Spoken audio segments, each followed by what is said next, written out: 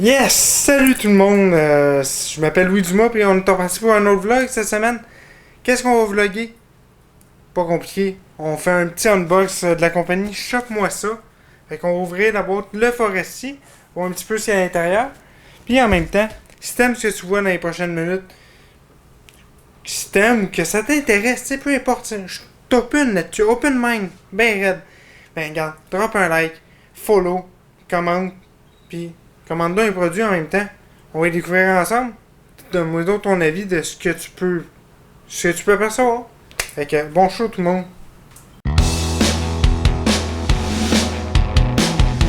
On ouvre tout ça. Vous avez hâte de voir ça les chums? Ben, j'espère que si t'as cliqué cette vidéo, t'as hâte de voir. On va couper la petite banderole qu'il y avait de gentiment installée sur la boîte. Ok, fait que on l'ouvre.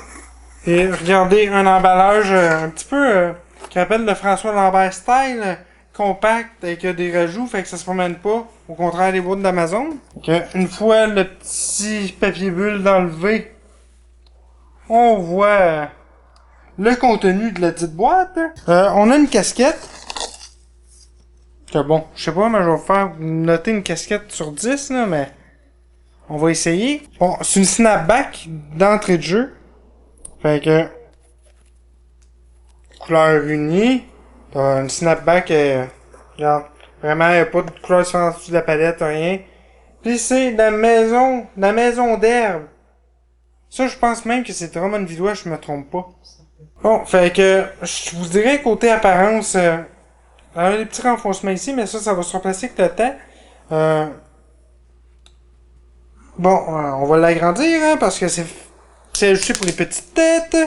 Puis ma grosse tête d'handicapé, ben elle rentre pas dedans. Qu'est-ce que tu veux? Bon. Regardez-moi ça.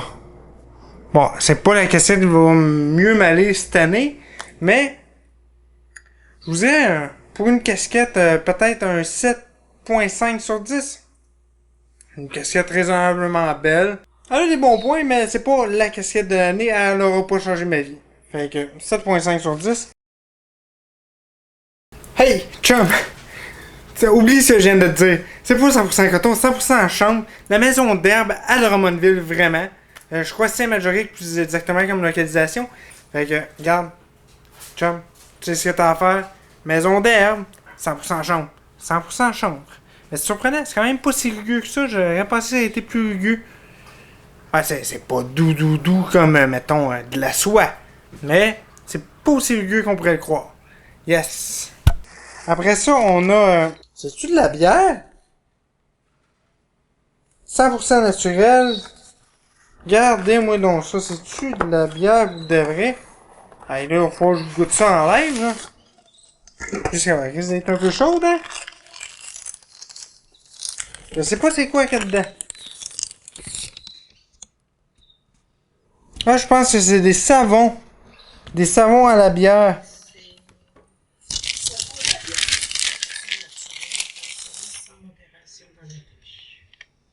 Ah ben oui, je pense que les trois c'est la même chose. Là.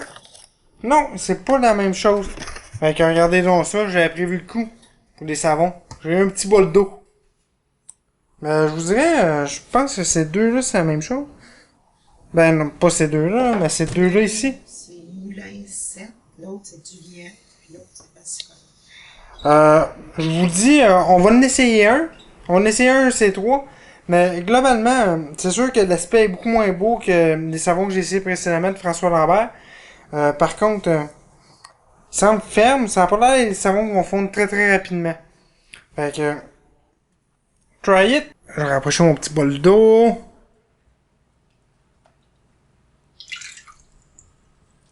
Pas c'est qui prévoit et produit ce show-là, mais il me semble que le savon en revient souvent. Souvent! En tout cas, on sait que je suis propre. Ben, au moins mon bras.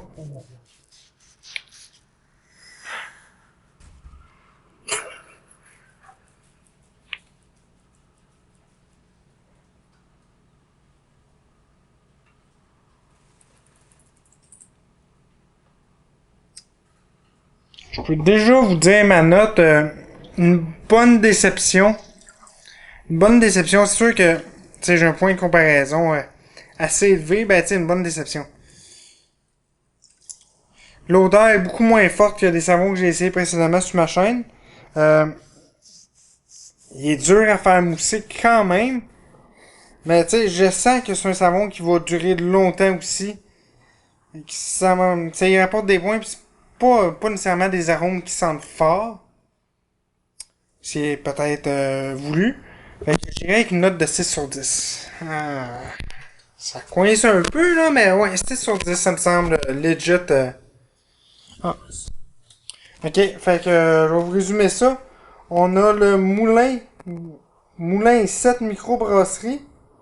Ok, non, c'est pas. Ok, le 100 tonnes. On a la carotte du lièvre, puis la Red IPA, le Sweep. Ça, c'est sûrement celui-là. Qui d'ailleurs, c'est un truc qui sent le plus fort sur les trois, là. Puis les compagnies, dans l'ordre que je les ai nommées, c'est Moulin 7 microbrasserie. L'autre, c'est microbrasserie du lièvre. Et la dernière, c'est Ferme brassicole des cantons. Produit de la région en plus. Oh! J'aurais dû essayer celle-là. C'est vraiment... on l'essaye dessus. On y va les chums. Que ce coup-là, vu que j'ai déjà le bon mouillé, on va faire l'inverse.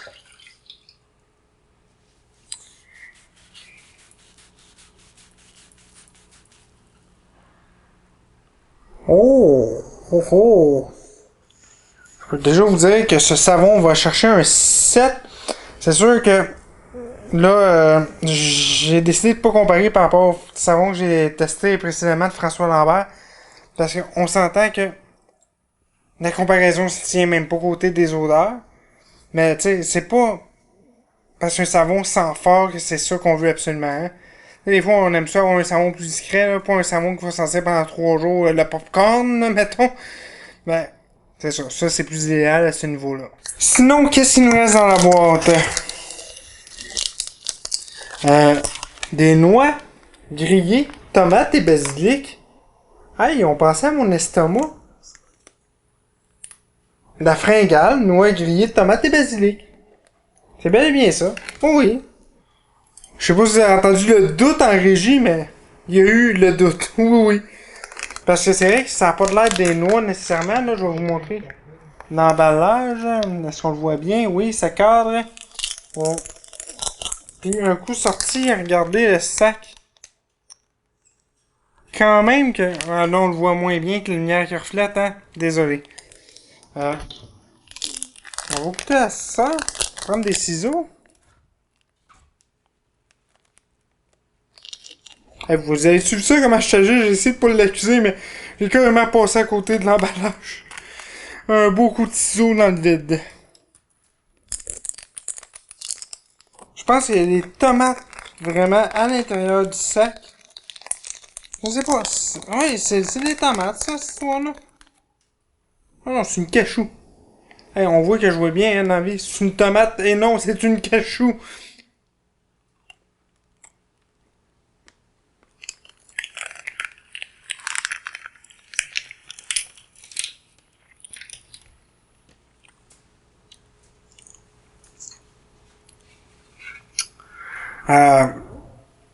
On goûte bien la tomate.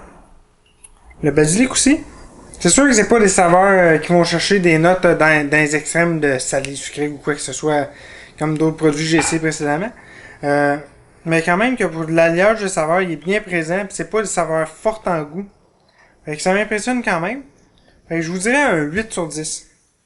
Note raisonnable. Non, ouais, vraiment un 8 sur 10. Je suis fait pour changer d'idée. Bon, ben, les chums, je vous rapporte la régie encore une fois. Une chance que quelqu'un me surveille, hein. C'est fait par 2 sœurs qui sont lancées là-dedans. Là, est-ce qu'on parle de 2 sœurs religieuses comme des mantes religieuses ou... Ok, 2 sœurs de sang, qu'on m'a dit. Pas deux pratiquantes à l'excès ou 2 mantes religieuses. Non, non. Vraiment, 2 sœurs de sang. Sinon, ensuite, on avait...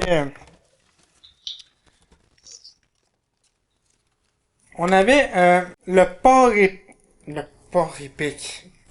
C'est sûr un mauvais jeu de mots. Non mais le jeu de mots est très très bon, mais pour moi c'est un jeu de mots frustrant parce que je suis déjà tombé sur un porc épic. Puis oui, ça m'a coûté 3-4 heures de me faire déchiqueter la main l'hôpital parce que j'avais 80 pics passés par en bord de la main.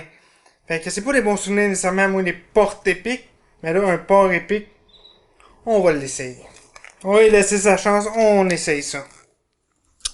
Puis là, je pensais jamais manger un saucisson devant vous autres en live sur internet. Il me semble que c'est louche un peu.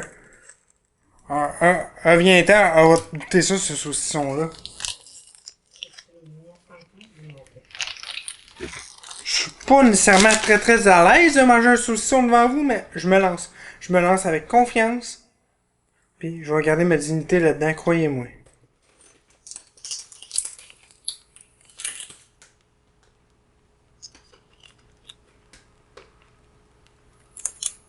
C'est dur à mâcher. Vraiment?